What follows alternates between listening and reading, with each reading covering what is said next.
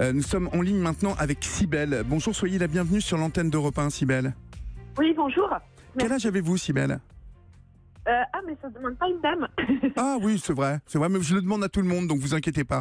Là, c'est l'émission où on demande tout pareil, c'est égalité homme-femme. Donc, Oui, mais enfin, moi, je si, réponds aux si, questions si par coquetterie, vous ne voulez pas le donner, je le permets, il n'y a aucun problème. Donc, passons sur cette question.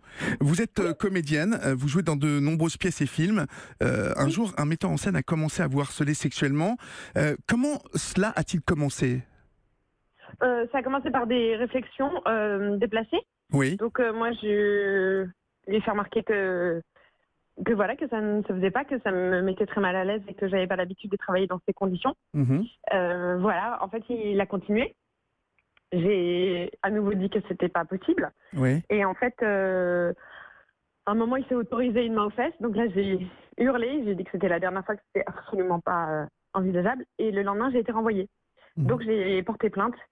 Et voilà, il y a eu un procès qui a duré 3 ans et que j'ai gagné. Oui, alors revenons à cette main aux fesses, parce que ça me semble tellement énorme. C'est toujours un geste que j'ai du mal à m'imaginer comment on peut faire ce type de choses, mais il vous met une main aux fesses dans quel cadre, parce que vous me parliez de reproches de sa part de ne pas vous changer devant lui dans ses loges. Donc en fait, oui. vous saviez déjà que cet homme avait été habité de drôles de sentiments vis-à-vis de vous. Oui, parce qu'en fait, donc il était le metteur en scène de la pièce, il était aussi le producteur du spectacle et il jouait de temps en temps le rôle masculin. Oui. Donc j'ai fait quelques dates avec lui, assez peu parce qu'il est très petit de taille et complexé parce que j'étais plus grande que lui. Mais il y a quand même des dates où on s'est retrouvés ensemble et en fait c'est vrai qu'il disait sur le ton de la blague, mais effectivement, enfin forcément ça ne me faisait pas rire. Comme j'arrivais plus tôt pour me changer pour pas qu'il me regarde, il me le reprochait.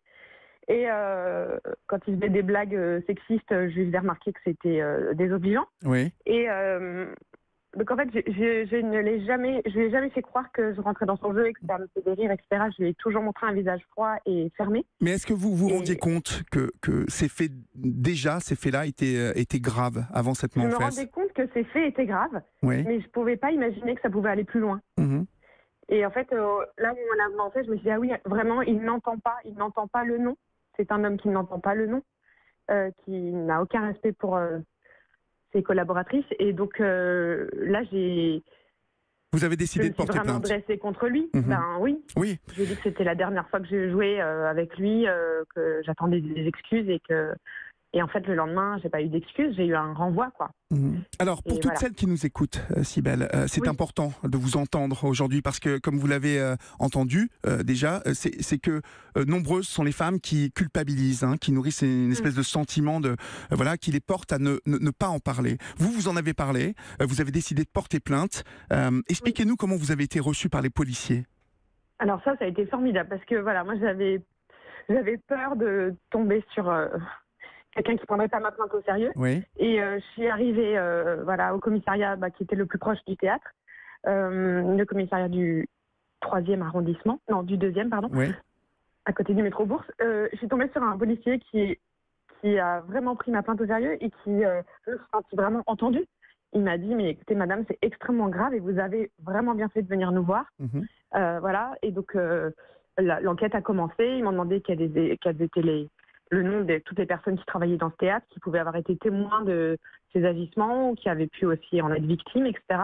Donc là, il y a une enquête qui a commencé auprès de c'est extrêmement tous les comédiens, important. régisseurs, etc. C'est extrêmement important pour vous. Ça a été extrêmement important pour vous d'être bien accueilli par ces policiers qui ont pris en considération votre plainte et ce que vous aviez vécu, parce que c'est un traumatisme, exactement. je le rappelle. C'est là que la honte change de camp. En fait, je me dis, c'est pas, je ne suis plus, au lieu de rester victime, je pose des actes qui font que je reprends, le pouvoir sur ma vie, que je dis que c'est des choses qui ne se font pas et que je n'accepte pas d'être traitée de cette façon-là.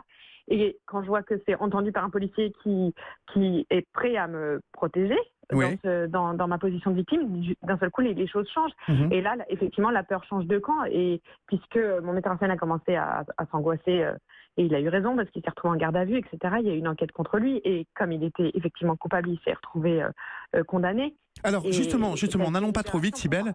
N'allons pas trop vite. Le procès, comment s'est-il déroulé? Est-ce que cet agresseur, au moment du procès, il prend conscience de la gravité de ses actes? Alors, je ne sais pas, mais c'est pas l'impression qu'il donne. Ouais. C'est pas l'impression qu'il donnait. Alors, en fait, moi, j'ai contacté toutes les comédiennes qui ont travaillé pour lui. Enfin, en tout cas, toutes celles que j'ai pu trouver à travers mes enquêtes sur Internet. J'ai regardé, j'ai fait toute une enquête, voilà, pour essayer de rentrer en contact avec toutes les femmes qui avaient pu être victimes comme moi de cet homme-là. Et il y en a qu'une seule qui a accepté de témoigner. Elles ont toutes été victimes, mais voilà, il y en a qu'une qui a eu, on va dire, le cran de rejoindre ma plainte. Donc, on a porté plainte à 2. On a eu une avocate formidable qui nous a commune et qui nous a défendu jusqu'au bout. Voilà, lui, il y a eu d'abord une confrontation chez les flics, à la police. Et à la police, ça n'a pas, comment dire, c'était assez brutal parce que lui, il se défendait en disant que on était des mauvaises comédiennes, qu'il nous avait renvoyés parce qu'on mettait en danger le spectacle, parce qu'avec nous, il n'y avait pas assez de rire, ce qui évidemment n'était pas vrai, mais comme il n'avait rien à dire pour sa défense, il fallait qu'il trouve, parce qu'on ne vire pas quelqu'un comme ça, donc il fallait qu'il trouve un prétexte. Donc en plus, ça rajoute de l'humiliation, un peu à l'humiliation. Enfin, le parcours n'est pas agréable, évidemment, mais il faut penser à l'issue, quoi. Ouais, et l'issue, ça a été que votre agresseur a été condamné, Cybèle, et que cela prouve que lorsqu'on va au bout de ce sentiment, que on vit des choses graves en tant que femme ou en tant qu'homme, qu'on est harcelé, on doit absolument porter plainte, en tout cas en parler déjà à la médecine du travail. Et puis si on n'est pas entendu à la médecine du travail, il ne faut pas hésiter à aller voir la gendarmerie ou la police qui, je vous le rappelle, aujourd'hui est de plus en plus formée à recevoir ce type de plainte. Merci beaucoup, Cybèle, pour votre appel et votre témoignage au 39 21.